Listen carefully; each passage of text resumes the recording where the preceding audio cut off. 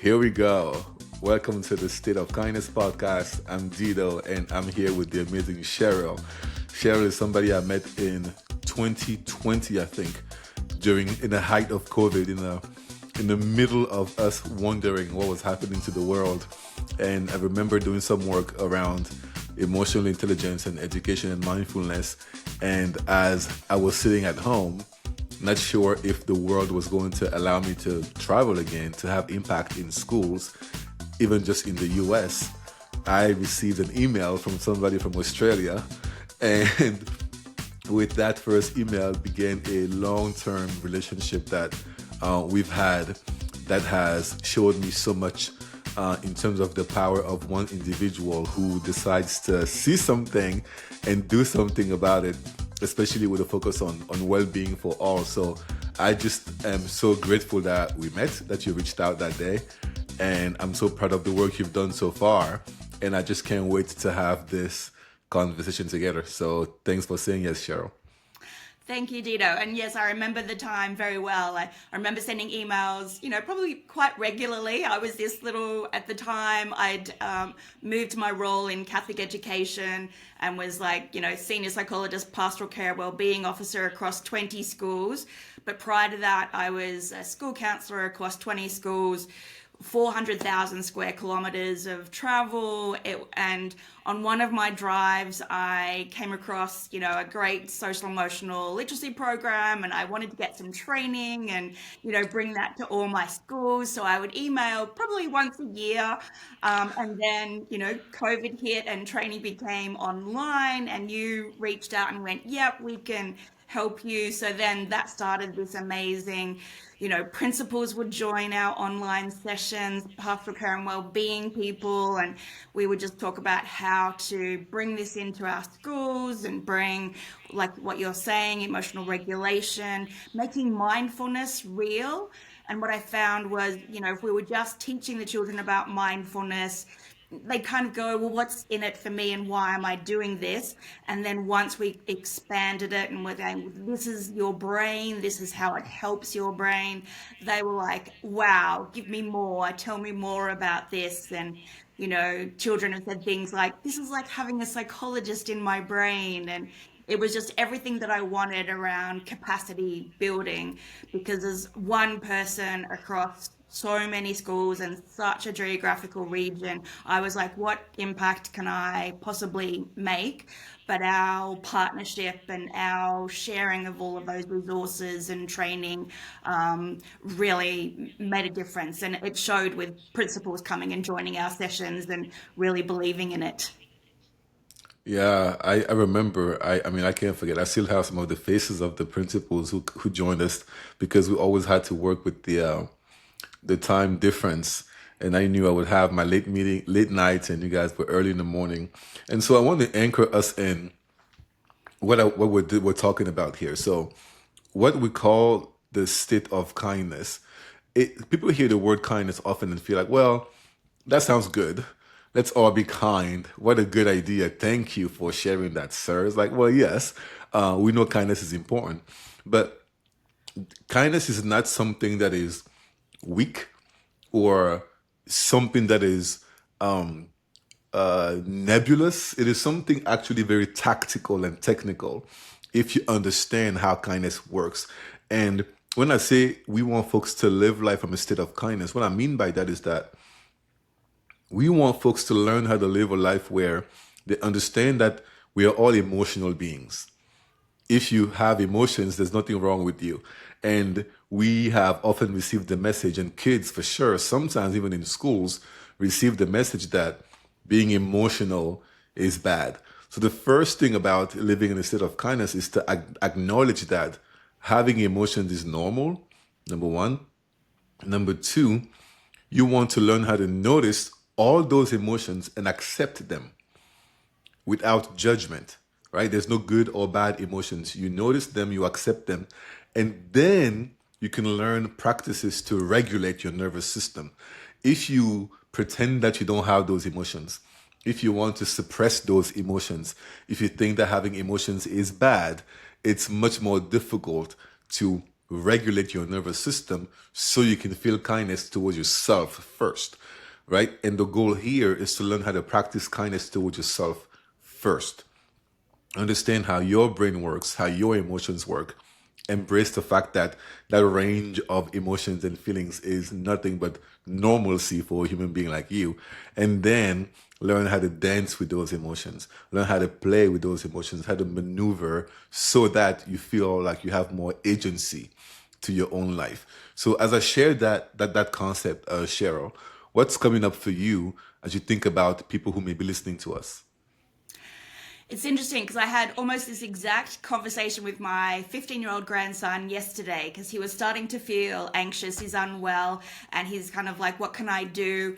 And we kind of went through that, we need self-awareness of our emotion before we can regulate it. Then we need, social awareness before we can have that, personal and responsible decision making and share those acts of kindness. So like you say, we've got to be kind to ourselves. We've got to notice how we feel and manage that so that then we can share things externally. We're teaching children about acts of kindness, and the joy they have with this concept is just so amazing. I remember a group of year three and four students made a paper chain of all their acts of kindness, and it was so big it stretched around like the basketball court, and they shared an assembly with the whole school, and it was made up of acts of kindness to themselves, to their friends, to family, to the environment. And the way they just shone about that project, I guess, that went over a few weeks. So their focus was on kindness, and then they shared in the assembly what it meant, what was happening in their brain, the dopamine release, and how amazing that was. And they recognized that it wasn't just the recipient of the act of kindness that benefited, they really saw how they benefited. And it was just such an amazing project. In another project, a group of students wanted to share mindfulness and how the brain worked with the preschoolers. So they had these little stations of mindfulness. They were doing music or leading them in a meditation or doing some coloring in or teaching them about their brain. And again, they came back to share what a beautiful experience it was for them around sharing what they'd learnt and maybe spreading, that knowledge, but also with the concept of it being, acts of kindness that they were sharing, and that mutual benefit was just amazing. Yeah, so I want to dig a little deeper into that project because there are educators who are listening, and many of them might have heard before. Having act of kindness projects, it'd be great. And it sounds good, but there are always questions about how can I spend weeks on an act of kindness project, one.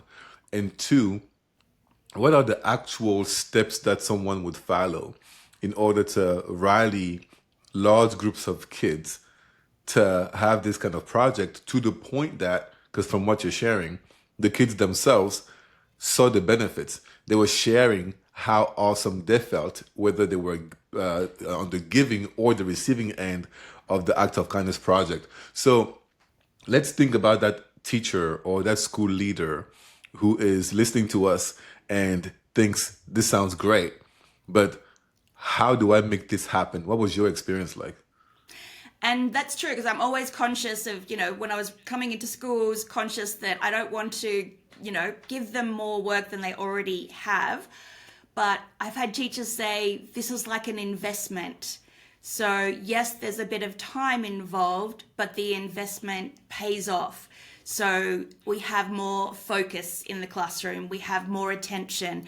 Their brains are ready to learn just through those simple acts and the projects that they're doing. And it didn't need to take up a whole lot of time. They put aside some time, obviously, to write up on their paper chains. But what they found was students were thinking about it all the time throughout their day. And then when it came time to write things down, they'd already kind of stored what those acts were. So it wasn't like being put on the spot. So they're thinking about it throughout their day as they're learning. And it might be something as simple as, holding the door open for the teacher. They're just going throughout their day conscious of, how can I be kind to someone today, just in my everyday? Not something, going out and doing something big, but it's those little acts that kind of build up and then just become, the fabric of society, which is what we want. And it's what, the World Happiness Report talks about, that these small acts of kindness have a bigger impact than great big benevolent acts. And so if we can bring that into the school level and across a community, they really are. They're taking it home. They're talking about it at home to their family. One of my colleagues in the Northern Territory had a bit of a community activity where the students put on a morning tea for the seniors of the community. And one of the seniors stood up and said, and it was such a simple act and such a simple, little project, again, didn't take too much time. And the students got so much pleasure out of writing the placemats and doing the invitations. But the impact, one of these seniors said, it's one of the first times he's felt like a real part of the community. And then he made the school this beautiful wooden sign. So there were just all of these ripples from these little projects that have a impact impact. So we all see the time that's involved in doing these projects, but the impact and the outcome and the results, I think, are what makes it worthwhile. And we all know we read the reports of teacher burnout and how there's, more admin load. These projects I see kind of give people the well-being to keep going and doing the job that they love. And I think when we see the results and we see the joy in students' faces from learning these concepts and putting them into practice, it can just make such a difference, not just for the students involved in the project, but the teachers who are supporting it and who see all those amazing outcomes. Yeah, thank you. I love it. So there's so much in what you said. I'm going to try and unpack a couple of things. So the first thing is that this does not have to, in fact, it shouldn't be some sort of sudden project where, okay, suddenly stop everything, do some acts of kindness right now, right? Because that feels, number one, it makes the brain feel unprepared, and it may send the kids in that kind of fight, flight, freeze mode that we don't want them to be in. And there's something powerful about priming the brain ahead of time. It's when you decide that you're looking for something, it's as if you give your brain the directions. Like when you enter the address in the GPS, you've told the GPS where to go. And so it focuses on only the route that is necessary to bring you there. If you don't enter the address, the GPS can't tell you where to go, despite all the amazing technology that's within it. And so our brains are similar. Asking kids a day before, a week before, a month before, to start thinking about what acts of kindness they can perform gets them ready to start scanning the world, looking for those opportunities. Because the key here for those who are listening is that acts of kindness or moments of kindness are all around. Active of kindness and moments of kindness are all around us every single day. We just are wired to notice the moments of negativity more often and more easily. And so when you're watching the news and you read breaking news, it is likely going to be something negative because that's how our brains work. However, the good news is there. It's just hard to see if you don't train yourself. So having the kids know ahead of time that this is coming as a project gives them time to start thinking, what are some things around me that already exist, that are already happening, that are acts of kindness, or that perhaps I was not going to do, but that are so simple to do that I can focus on. So you prepare them. And the more they do that, the more they find so many acts of kindness. It's like if you ask someone to find an item that is the color blue around their office, if you're listening to us now and you're not driving and you're sitting somewhere at home, notice, find as many blue items as possible. If I ask you to do that and you follow my prompt, you will find many blue items because I directed you towards the blue. But if right now I ask you how many green items did you see, you would tell me, well, you didn't ask me to look for green. The green is there though, which I didn't ask you to look for it. So an act of kindness project is akin to this experience of priming the brain to look for the good, look for the positive, look for the uplifting, and it's there. And fortunately or unfortunately, kindness is a skill that needs to be taught. I say unfortunately because we may assume that we don't need to focus on kindness because everybody knows kindness is important. So unfortunately, that's not that simple. You want to teach kindness. It's a skill, and we teach it. And priming the brain, starting kids really, really young, is a way to teach that. So I encourage everyone, if you have kids, if you're an educator, or even to teach yourself, to find more of that kindness that is happening around you, because our default setting is not on kindness always, and we want to do something about that. So thank you for sharing more about that example, Cheryl. Sure. And I guess too, with mental health concerns on the rise, we're seeing more and more children with anxiety.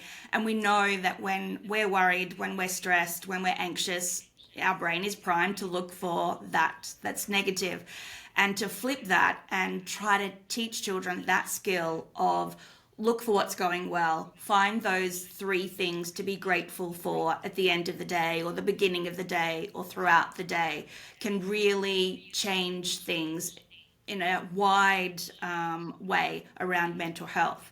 What the children found is that they were actively looking for something good in their day and how to make something good in another person's day as well.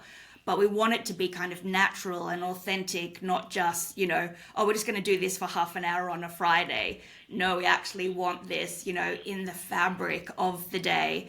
And like you said, we really need to rewire our brains, because most especially when we're worried or stressed, we kind of ruminate on that, we overthink it, and, we just look at everything that's going bad throughout our day. And at the end of the day, in schools, in work, we want everybody in the community to be, changing their practices and spreading those acts of kindness so that, we have greater mental health. And the whole prospect of, positive psychology is what makes us well. Let's just not focus on fixing what is wrong with us. Let's focus on, things that are good and things that are positive. Let's find those positive emotions. We want to find those connections, and everything that makes a difference to, I guess, just change what is happening and what we're seeing in the world. Yeah, and so if we stick to the focus on schools and school communities, if an educator wants to have an initiative like this for the entire school, and when I say initiative, I don't just mean one project, because what you did in the Northern Territory was transformational, because you took every single step to get the buy-in from all the key stakeholders. You didn't just say students do this, or teachers do that, or school leaders do that. There was a strategy that involved a holistic approach. Can you just talk about that briefly, like for somebody who wants to find success at their school, in their community, about bringing the power of kindness, the power of emotional regulation, the power of wellness into their community? Can you touch on the importance of having a holistic approach? Absolutely. And some of it started with me going out to the schools and doing, a modeling a lesson and showing teachers how much students loved, this concept, and how it helped their well-being and also their learning. So I had a model lesson once, and it was with a group of 15-year-old Indigenous students, and one student was off to the side and he didn't seem to be paying attention, but I had the rest of the class, so I was like, that's okay. Anyway, at the end of the lesson, he comes up and then he translated basically the lesson into Creole. So he was pulling it all into his concepts for his culture. We were talking about the reticular activating system and how we can, tune out the things that distract us. He actually took it even further and said when we tune out teasing, we can actually listen to what the teacher is telling us. We can listen to our elders. We can listen to our friends. And he translated into all this like caring about what he needed to learn, and caring about what other people said. So part of it is, modeling some lessons, seeing the impact, and then getting that buy-in through, I guess, a practical way of showing this is the outcomes that you can have. And then from there, it would be some whole school training. And again, it's not the concept of this is a 30-hour lesson on a Friday afternoon, if you can fit it in, because that often is how our well-being lessons are kind of structured into the curriculum.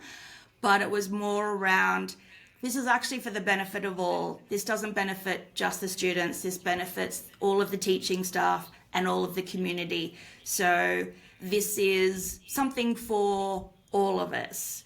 And I think that's what helped with the buy-in, that it wasn't just, this is a lesson to build this skill, like reading and writing. But it's like, these are the foundation of learning. This is the foundation of well-being, and it's the foundation for all of us. So I think that's what helped most. And when I think about, the journey and trying to get the buy-in, it's little bit by little bit, not expecting the whole thing to happen year one. And I think you shared that in one of your training, if you can get this part going well, that's great. And then build on that. So it is about having realistic expectations of how it's going to roll out in a school or in a district, and do it little by little. But when you have the buy-in of the students, when the teachers see that outcome, it just seems to flow, because people go, this is amazing. This is good for my well-being, and I want to keep going with this.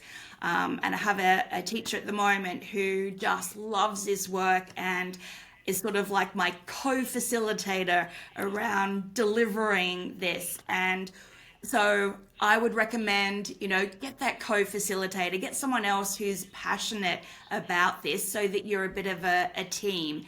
It's hard when you're one person trying to deliver it, but when you've got even just one co-facilitator, you're a team to help deliver this and make the difference that is needed, and get that investment and commitment, because it is a commitment to keep it rolling and to be delivering it. But once you start, the benefits are just there. Yeah, thank you, Cheryl. And right, so what's key about what you're saying is that this is not a 1 hour on a Friday, let's talk about kindness and perform random acts of kindness and be happy and then leave and then that's it. That's not what we're talking about here.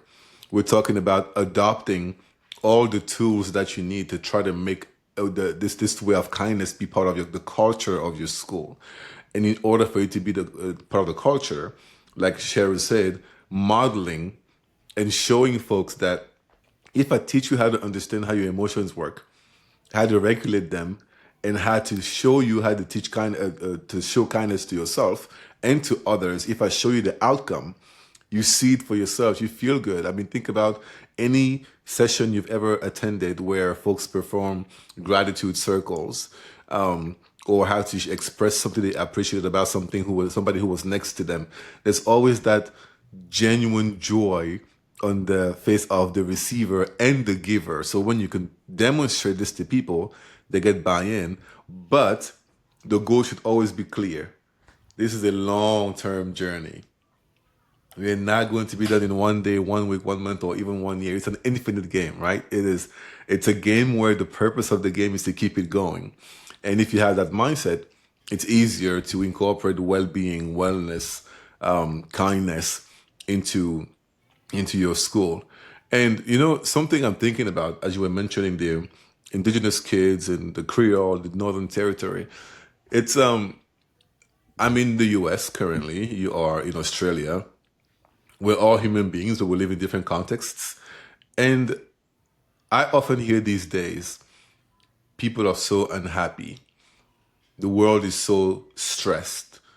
Kids are struggling more and more with stress and anxiety and depression, adults as well.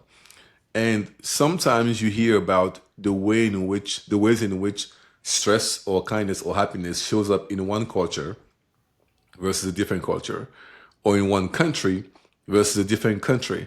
So I'm just curious, somebody as international as you are, what does that bring to mind, whether it be about happiness, kindness in Australia, or happiness, kindness in Finland, or emotional regulation, stress management? Like what comes up for you as you think about those topics and the difference in cultures and countries from your experience? Well, it's interesting because my grandfather came out to Australia from Finland, so I've always felt like a very connected to my heritage. So very proud that Finland is happiest country in the world yet again for 8 years in a row. But also as a psychologist and working in the system, wanted to know why, what are the keys, and are they transferable to other cultures? And the key things were that some of the things were just helping strangers. So there's a story of someone from another country who didn't speak Finnish or Swedish, was on the train going to the airport, and the announcement was over the platform that that their platform had changed. A random stranger came up to them, and just said, "Did you understand what the announcement was? If you're going to the airport, you need to change your platform, and it's leaving in 3 minutes." And the person, put up this message in an act of kindness kind of like Instagram page. And it was like, this one act of kindness made such a difference to my whole trip. And it meant that I didn't miss my flight home. So it was a pretty big thing.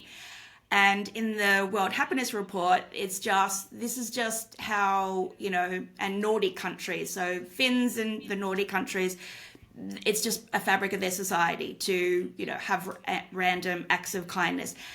And what I found interesting was they didn't have to be big acts. They're just little things, just telling a stranger that the platform has changed because they're like, I think you've obviously got luggage, you're probably on your way to the airport, maybe you don't know this. So it didn't make any difference to their day, but like the person who gave them the announcement, but it made a huge difference to that person's like whole trip. And it's like, well, how can we transfer this to our countries and spread this and have it become a fabric of our culture? And some of it is about teaching it at a level in all of our schools, starting at preschool. So we teach preschoolers about their brain. We teach preschoolers about emotional regulation. And when we build on those skills and they have awareness, then we can build the act of kindness. So we have to build everything in a kind of hierarchical fashion.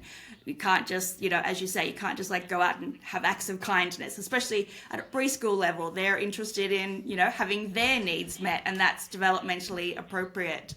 But it's just so amazing when we teach them, these are your emotions, this is how you can control them, especially children who've experienced trauma. A lot of things are outside of their control. So I found that giving them something that was 100% within their control made such a big difference. And often we don't even know what the impact of that is. We're not always going to know. One palpable moment out remote was when I asked someone if I could photocopy their mindfulness activity. And it was like this stream of consciousness of what's not mindful and what is mindful. And it was just so beautiful. He was in year 7, so he's probably about 12 or 13, really quiet. And I never would have got this had I not picked up his work, took it to the photocopier. When I turned it over, he had written, "Dear Miss Cheryl, thank you for giving my life back." And it was just such a simple thing, such a simple lesson.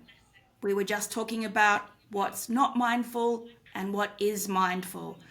But we'd layered that, on this is your brain, This is, what you can do when things aren't mindful, when things are happening in your community, in your home, in your world, country, that are outside of your control. You still have some things that you can control, and they can change the world, our younger generation. But we do definitely need to give them the skills, because it is getting harder and harder. They have access to social media, they're seeing everything that's impacting their world, and it's not always the good news stories. We need to help them find those good news stories, change their world and be a part of that. Wow, thank you so much. That's beautiful. And if I kind of look at this, the full circle from thinking about Finland, right, being the happiest country in the world, and I mean, hey, anybody who's out there from Finland, we want what you have. So all the secrets, please send them our way. But Cheryl, thanks for giving us a little bit of an insight into the power of the random acts of kindness. But it's something about the way it's done from the way you're describing it, which is not performative, right? So we're not asking folks to go out there and just be performative in these acts of kindness. There's got to be a way where it is part of who you are. It's part of the natural thing that you do. And I mean, I know we don't have all the answers. We're just talking about our experience, and we're also speculating. And we could only claim what we know from having worked with kids and educators. The best thing we know to do is to teach. You can't force people to be kind, nor should you, but you should teach them the power of the giver and the receiver from the youngest age possible, so that they can hopefully become the kinds of adults who would be on the train somewhere abroad and hear the announcement from the platform in a different language and actually wonder if the person that looks lost and confused could use some help and offer that help. You know, as we closed, I want to touch on something that you mentioned, which is social media and kids and technology. In a world where technology is 100% here, 100% of the time, how do you think about the power to help or to harm initiatives around kindness, mindfulness, emotion regulation when you think about technology? Like, how do you think about that? It comes up a lot in my work, and it comes up a lot in my family as well, as my grandchildren are growing and they've got this 100% access. Some of it, we have a lot of research and social media, experts coming out saying we need to monitor what our children are looking at. And that was so evident with my grandson yesterday. He had a bit of sickness, but he went on TikTok to get a diagnosis. And it then led to him being worried that he had a brain tumor. So it just escalated. And it was solely from, that focus and whatever TikTok, kind of had on it. And I'm not disparaging any particular, social media, but it's the whole, we need to have children have a holistic view of what they're taking in and learn, what does it mean when I'm only taking in negative stories, or what does it mean when I'm believing what the AI tells me, is wrong with me. So we want to teach them to look for things that are positive, even in the social media. Follow those act of kindness pages, follow the actions for happiness. Make it real, make it a part of your fabric. Social media is there, but let's find what's positive in there. Let's feed our brain with the good stuff, the things that will make us feel better, and just grow things in our world in the way we want to see it. They see the bad news stories, and it's about how can we change this? How can they change it? What skills can they have And social media can teach us a lot. There's a lot of tips and strategies, and I direct parents to, follow this person on Facebook or Instagram because they've got lots of strategies on exactly what you're facing with your family, around boundaries and how to have good digital hygiene as well as good sleep hygiene. All of these things come together for our well-being. And sometimes our well-being, it doesn't just happen. We have to really work hard sometimes. It doesn't come naturally. And I think for teachers, educators, people in the school system, they're so used to helping others. Sometimes we need to know and recognize, when do we need to take time for ourselves? When do we need to be kind to ourselves? And we can use that social media not just for a distraction, but to actually feed our soul with the good things that are out there that help replenish us and help us grow and be able to do the job that we love and that we want to do. But it does get harder. Realistically, it is getting harder, but we're getting more and more tools and access to tools as things, widen up. Like my access to training from you came about because the world, kind of opened up. And instead of having to travel to America, we were able to do it online. So the tools are there. We just need to look, I guess, for the right tools, especially in terms of social media. Thank you. That's a beautiful way to wrap this up, which is the same theme we used in the beginning, which was the negative is there and it's easier to focus on that. But the positive is also there. So our goals is to train our brains to also find that positive so we can expose ourselves to it. So when it comes to technology, it's just a tool, a vehicle. And if you let it be at its quote unquote default setting, the negativity might be overwhelming and overtake everything. However, you have the power and the agency to curate your experience through technology. Find the random act of kindness page and follow it. Find the parents who are sharing uplifting messages and follow them. Find the educators who are documenting the experience through mindfulness and kindness and follow them. And this is not in a way for you to ignore the fact that the world has negativity, because trust me, the negativity will find you. This is just a way to try to balance things out and give yourself more choice and option. So, Cheryl, I couldn't thank you enough for taking the time to bring your expertise and experience here. And for those who are listening, remember that your brain might have a negativity bias, but the positive is there. The kind person is there. The kind person is actually probably you.